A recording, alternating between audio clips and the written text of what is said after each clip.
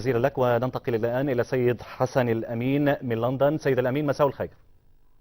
أهلا وسهلا. سيد الأمين، يعني كيف تقيم ما يحدث وما التداعيات برأيك؟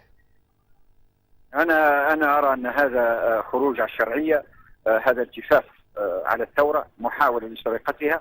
نحن مع كل انتقاداتنا للمؤتمر الوطني وللحكومة وعدم رضانا عن الأوضاع في ليبيا، ولكن لا يمكن بأي حال من الأحوال أن نقبل بالعنف، لا يمكن بأي حال من الأحوال أن نرضى ببديل عن العملية الديمقراطية اللي ارتضاها الشعب. نعم.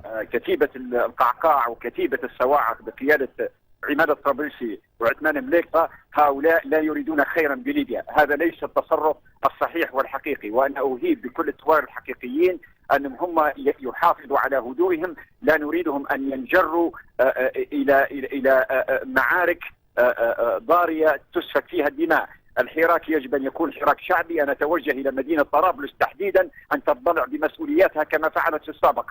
هذا راه ليس في صالح الوطن، ليس في صالح ليبيا.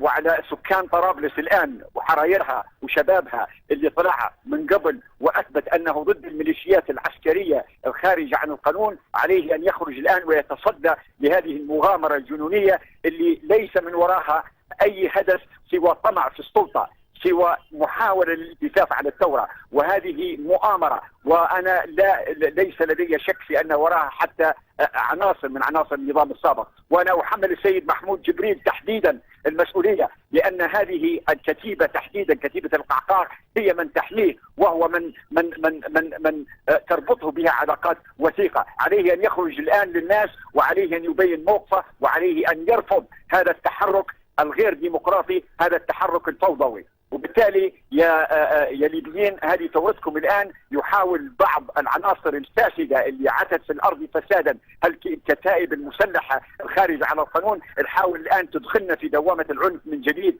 وبالتالي انتبهوا ولا تعطوهم الفرصة. والمؤتمر الوطني احنا غير راضين عليه صحيح، ولكن من واجبكم يا ليبيين يلي انتخبتوه في 7/7/2012 أن تخرجوا الآن لحماية هذا المؤتمر. أنتم لا تحموا في أشخاص، أنتم تحموا في مؤسسة شرعية. نعم. وهذه المؤسسة الآن بعد الحراك الشعبي اللي قمت به في الأسبوع الماضي والأسبوع اللي قبله، بدأ هذا المؤتمر الآن يستجيب. وهناك الآن عمل من أجل أن احنا نصل إلى مخرج سياسي من هذه الإشكالية اللي احنا فيها. لكن هذا العنف وهذا الاستعراض للعضلات هذا لن يوصلنا إلى نتيجة. فانتبهوا انتبهوا انتبهوا.